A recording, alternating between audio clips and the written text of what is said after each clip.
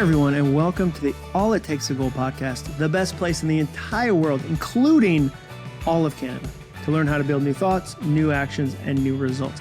I'm your host, John Acuff, and today I'm going to teach you one of the most important but most ignored stages of a successful goal. In fact, I guarantee that only about 10% of the people listening to this episode right now know how important it is.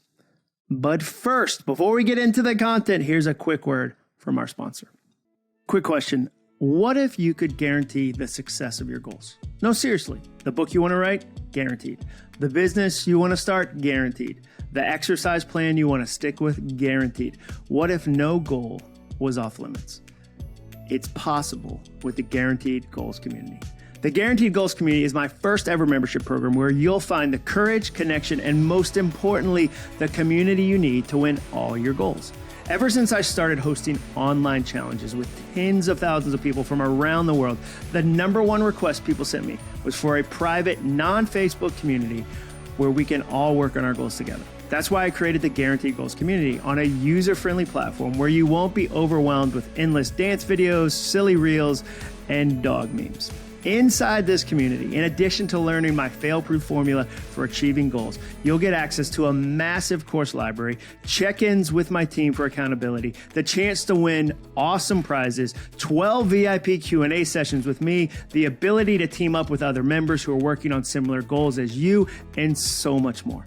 A year from now, I want you to be thankful for the way you invested in yourself and your goals today. Join me at acuff.me/goals. That's acuff.me/goals. I'll see you there. All right. Now let's jump into the content. The theme of today is review. The word review. Why are we talking about reviewing? Because it's the fourth and final stage in any successful goal. There are only 4 stages to a goal. I've talked about them for a few episodes now, but just in case you haven't heard any of those episodes, like this is your first time hearing the podcast, here's what they are. The 4 most important stages for a goal are: number 1, dream; number 2, plan; number 3, do; and number 4, review. And we define each one of them by asking a question. When you're in the dream stage, you ask, what do I want to do? When you're planning, you ask, how will I do it? When you're doing it, you're in the do stage, it's, are you doing it? And when you review, which is the theme of today, we're asking, did it work?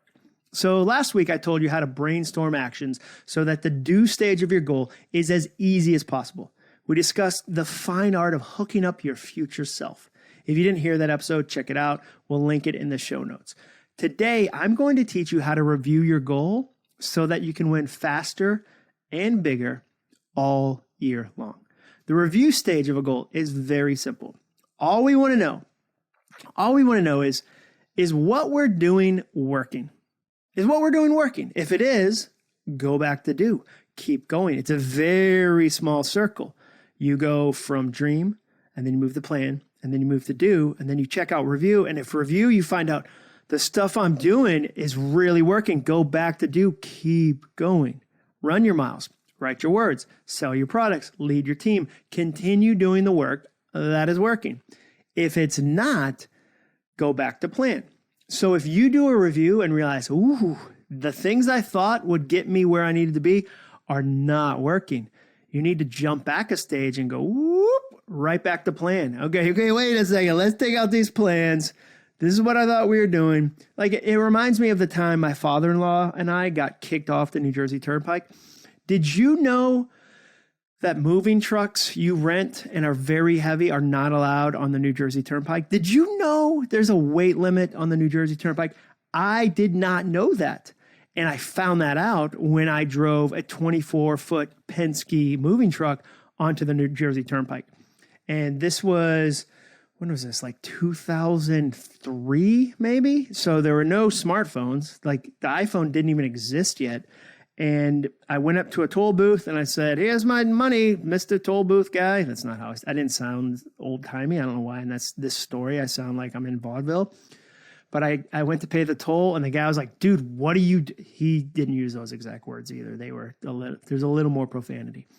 He was like, you can't be on the New Jersey Turnpike. You got to get off. So they kicked us off the turnpike. And all of a sudden we were in a neighborhood And because we didn't have smartphones, I had to drive back to a rest stop and get a map, like a physical map, like a Rand McNally map of New Jersey.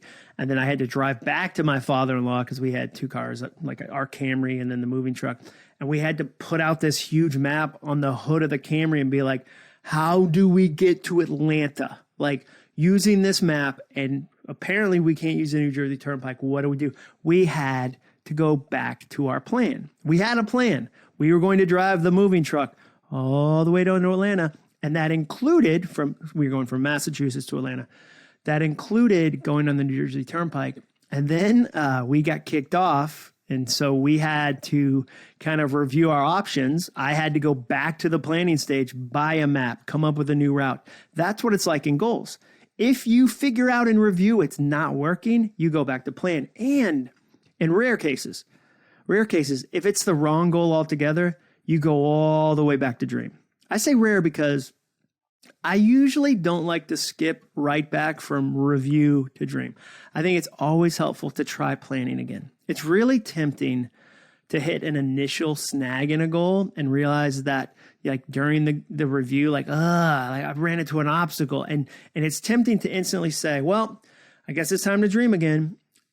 That's tempting to do that, which is why a lot of people listening to this podcast will jump all over the place. They'll have 42 different goals. They'll never gain momentum because they go, oh, I don't like this one. Dream again, dream again, dream again, dream again. Instead, in moments like that, pause, revisit your plan, and make sure that you're just not temporarily frustrated or discouraged. Simply put, don't redream too soon. Let me say that again. Don't redream too soon. So how do you review? Let's get tactical today. Let's get tactical on some real things you can do to review your goal. Today, I'll share the 5 things I review and the 5 times you can do a review. When I'm in the review stage, I tend to look at 5 different items. Number 1, goals. Number 2, results. Number 3, time. Number 4, obstacles.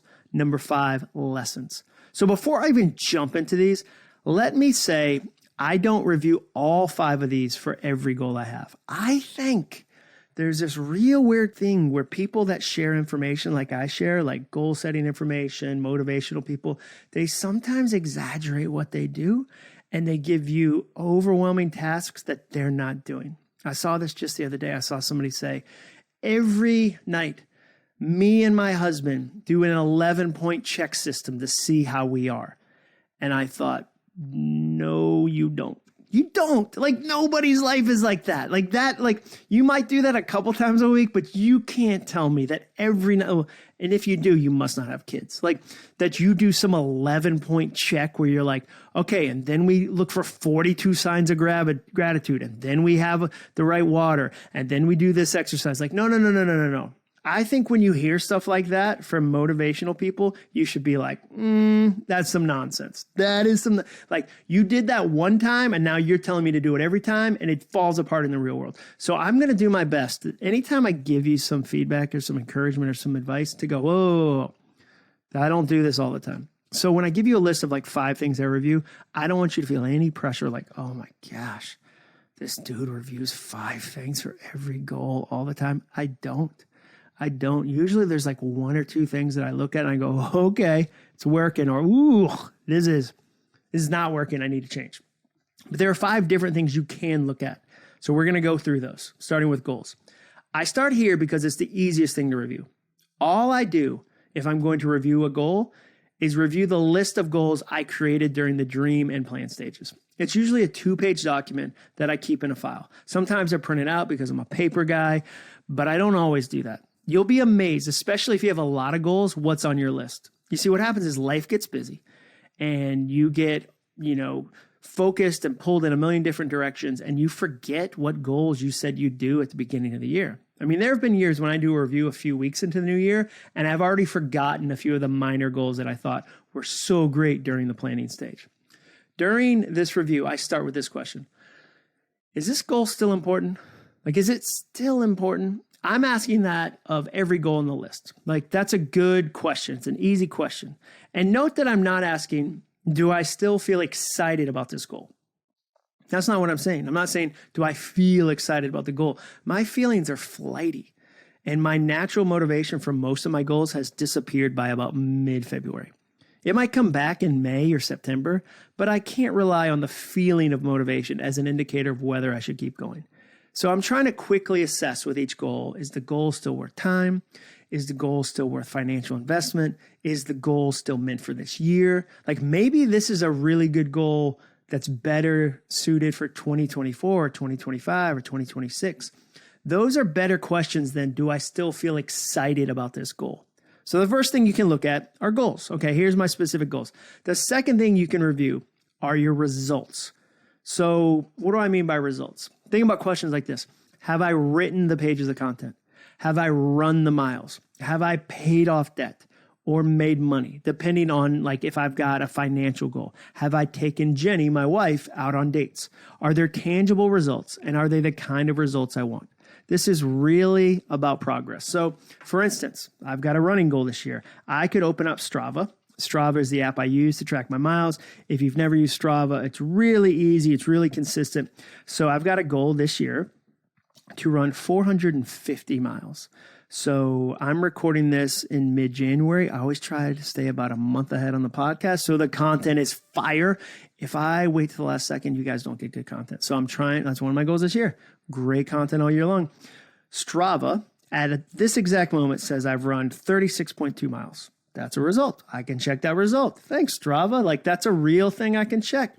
I'll teach you how to track your results in the Guaranteed Goal community, but depending on when you do a review of one of like a review of your miles or your reading or whatever is the goal, like depending on when you do it, one of three things is going to happen. You're going to find no results, small results, or big results. So no results doesn't necessarily mean failure, because maybe it's just not the right season for a particular goal yet. For example, one of my goals this year is to spend the month of July in the mountains. I want to spend the month of July in the mountains. If I do a review right now and it's February, like this podcast launches in February, I wouldn't look at that goal and say, why don't I have any results yet?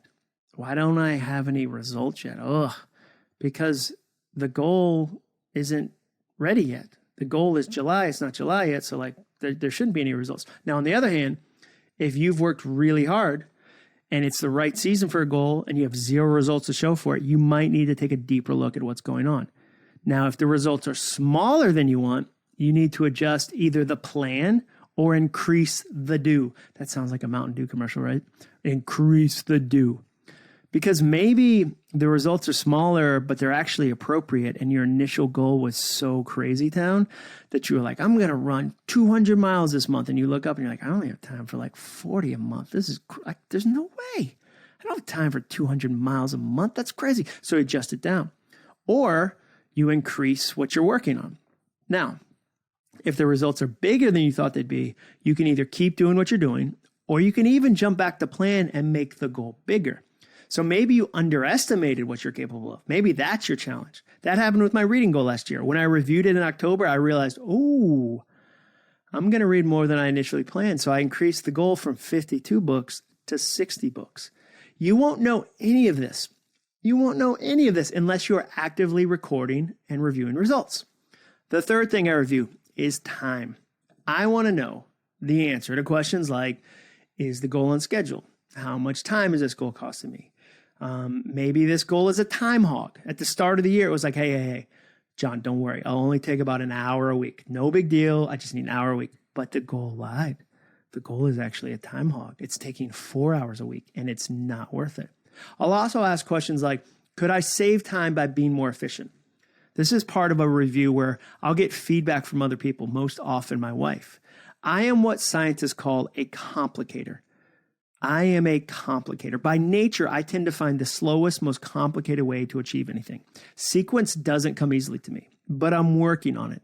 So if the goal is important and big, like writing a book, I'll ask Jenny for some feedback on how my process is working. She can usually help me cut some unnecessary steps that are slowing me down. Another question I'll ask is, am I tracking my time?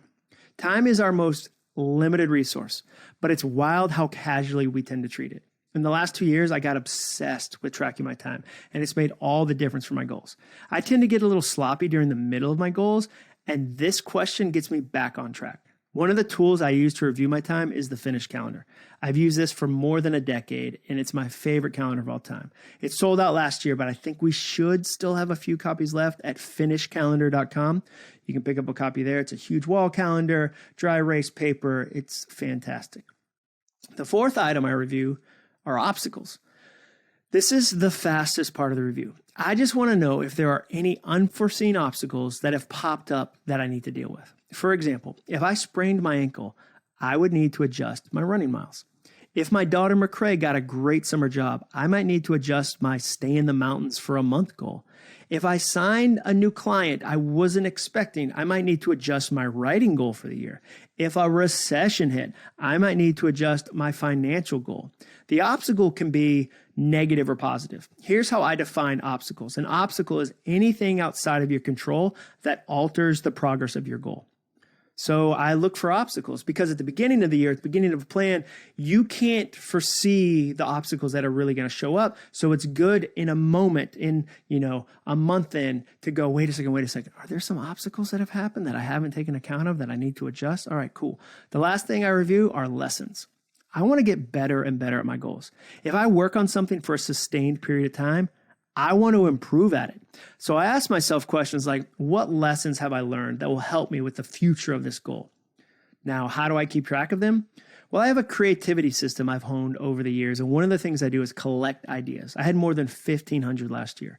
So when I find something I've learned about a goal or learned some way to improve some part of my life, in my notebook, I write down learn, all caps, LEARN, and then dash, and then I'll write down what I learned. So one that I wrote down was enter your ideas using the audio function on your phone. That's a real one I wrote down. One of my goals every year is to capture another 1,500 ideas. Now, I used to transfer them from my notebook into a file by typing them in. And I did that for years until I realized it was so much faster to speak them into an audio file and then transfer them that way. It saved me hours of effort. But you know what? I'm going to forget that. I'm going to forget that. I know I am because I've forgotten thousands of little tricks, tips, and hacks that make my life easier over the years. Over the years, I've probably forgotten more than I've learned. What often happens is I learn something, I say to myself, this is amazing. I should always do it this way. This is the best way to do this. And then after about a week, as the busyness of life catches up with me, I forget all about it. Then a year later, I stumble back onto that same idea and I'm like, oh yeah, wasn't I going to do this forever? Like going forward? I got so tired of that happening. I got tired of constantly reinventing the wheel. So I came up with a system and then I honed it. Writing my ideas down in my notebook wasn't the most efficient because then I'd have to add it to my master file of ideas and then I'd have to add it to a goal later. So I just skipped those steps. Now I write what I learned directly into my goal file. I have this big file. So under 1,500 ideas in my goals 2023 file, I put enter your ideas using the audio function on your phone. Now, every time I review my goals and my ideas, I'm going to be reminded of that tip and I'll keep doing it. I think about it and I need to do a whole episode on this, coming up with an operator's manual, an owner's manual for yourself. For me, anything I learn that makes it easier to be me, to, execute as me, to accomplish as me, that's part of something I'd add to the John Acuff Owner's Manual. I think you should think about your life that way too. When you learn something that's helpful to your life, you should write it down because you're going to forget it. That's what I review. So again, not all 5 things. That's a little bit overwhelming, but I'll review goals or maybe results, time, obstacles, or lessons. Now, there's some homework for you today. Which of those types of review would help you the most? Are you a time person? You've got a timer on your desk like me, and you love to track your hours? Are there some obvious lessons that you keep learning again and again and again and again because you keep forgetting them again and again and again? Maybe if you wrote them down, you'd only learn them once. So which type of review will help you the most? Which type? Goals, results, time, obstacles, lessons? Think through that in your own life. Now let's shift and talk about when you should review your goals. There are 5 different times you can review your goals: daily, weekly, monthly, quarterly, and annually. Before we break those down, Again, let me say very clearly, I don't do all of those reviews for all of my goals. That would be way too much work. I have to spend more time actually doing. Like, if you think about where your time should be focused, the doing area should be getting the most time. You don't want to have review be bigger than do, because then you don't really accomplish anything. So before we break those down, let me just be honest about that. For example, I have a big financial goal for our company this year. I don't review that one every day. I only review that one weekly. You see, my company's sales flow weekly, not daily. So if I checked the numbers on a Tuesday, there's a chance nothing would have changed from Monday or Sunday. But at the end of the week, a client would have booked me to speak, and a weekly review reveals that. So I can see progress in a week, so I do a weekly review, not a daily review. I don't check my running goal of 500 miles every day. I just checked it on Strava. I don't check it every day because some days I don't run. Some days I do CrossFit. It wouldn't make sense for me to jump into the Strava app every day. They email me a summary every month. I've assigned that to them. I love to assign tasks to other apps or other people if I can. So Strava is now in charge of my monthly review. The only thing I check daily are my weekly goals. So on Friday or Sunday afternoon, depending on the week, I do my weekly planning. That creates a natural review for me. So every day I look to see what I'm doing tomorrow and if there's anything I need to do to prepare, aka hook up future me. Now, I also review my company goals with my team every week. We have a scorecard we all use, and we do a meeting system called an L10. This year, one of my goals is to do a monthly review for my goals. Like, I've done them sporadically in the past, but this time I'm being more deliberate about them. I went ahead and marked them down on my finish calendar, and I scheduled them toward the end of every month. So during these reviews, I'll get out my list of goals, and I'll quickly scan through some of the items we talked about. I'll look at them and go, okay, yeah, this one's on making progress, or oh man, this one I don't need to do again, or oh man, this is exactly where this one needs to be. Now, at most, unless there's a big issue, I'm not going to spend more than 30 minutes on each monthly review. That is to say, I'll review all my goals in 30 minutes once a month. Like, I can look at that, I can do that. There's nobody listening to this right now that go, I don't know, John, I'm very busy. I can't find a free 30 minutes in a solid month. I looked at 30 days. There's not a single chunk of 30 minutes that's available. Nobody is that busy. Now, the quarterly reviews happen. Are you ready for this? I do quarterly reviews every third monthly review. So instead of doing a monthly review in March, June, September, and December, I'll do a quarterly review. And then I'll look through those factors that we talked about over a 3-month period instead of just a month. Finally, the annual review, like, remember, we're marching through like sizes. There's daily, weekly, monthly, quarterly, annually. Finally, the biggest one, the annual review, that happens in a few different ways. In November and December, I start doing my annual review. My goal with an annual review is twofold. Number one, I want to finish the current year well. Number two, I want to plan the next year well. Those are two very different actions. In mid-November, I do an annual review. And I might realize, ooh, there's a goal I've been neglecting that's still important to me. Okay. I got 40 days left in the year. Let's go. You can do a lot of things in 40 days. Ask Noah. A lot can happen in 40 days. Let's go. I get really motivated when I can see the finish line of December 31st. I get a renewed sense of purpose when I can see that the annual goal is about to finish, and I want to finish this current year well. Then, with my annual review, I can also shift to the next year. I like to get a running start on the next year by doing a little bit of prep work so that I can hit the ground running when January runs around. I told you that one of my goals this year is to encourage one person a day for every day of the year. Guess when I wrote the first 100 people down? I worked on that list in December and January. So like a month before the actual goal started, I began collecting names in a file. I didn't just do it in February. I didn't just do it in the spur of the moment. In December, I continued it into January. I started to get ready. Now, if you're a perfectionist, you need to be careful in this review stage. I think you need to be really careful. In the same way that you can get stuck in the plan stage, you can get stuck here if you're a perfectionist. Your review should be two things: fast and frequent. Fast and frequent. Do it quickly and do it often. Don't hide from the work of your goal in the review stage.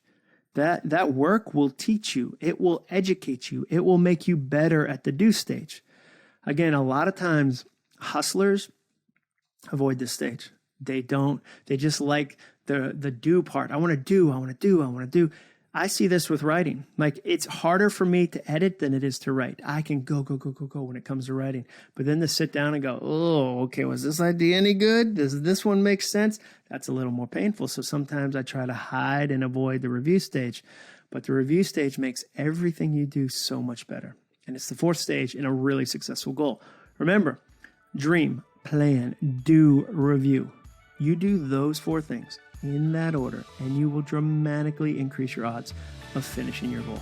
So thank you so much for listening to this series. There's 4 parts. So if this is the first one you heard, or maybe you missed the second one or the third one, go back and listen. I think you're going to love seeing how these blocks build on each other. And I'm so glad you listened today. We'll put all the links in the show notes as always, and thank you for reviewing my podcast. Here's one from HezFez2007 that I loved. HezFez2007 says, I just love this podcast. Not only is Jon Acuff funny, but he has such good advice and life experience and really puts out great content. This podcast is a great accumulation of all his work because of his amazing interviews, tidbits from his incredible. It's always a little humbling when somebody is saying you're incredible and you can't pronounce incredible. That is ironic. And he says, conclusion of his podcast review, his experiences trying out new goals. Really appreciate the stuff he puts out for us. Great. Thanks, HezFez. Super encouraging. If you want to leave a review, I would love that. Please make sure you subscribe or follow so that you don't ever miss another episode. I'll see you next Monday. And remember, all it takes is a goal. Thanks for listening. To learn more about the All It Takes Is a Goal podcast and to get access to today's show notes and exclusive content from Jon Acuff, visit acuff.me/podcast. Thanks again for joining us. Be sure to tune in next week for another episode of the Is a Goal podcast.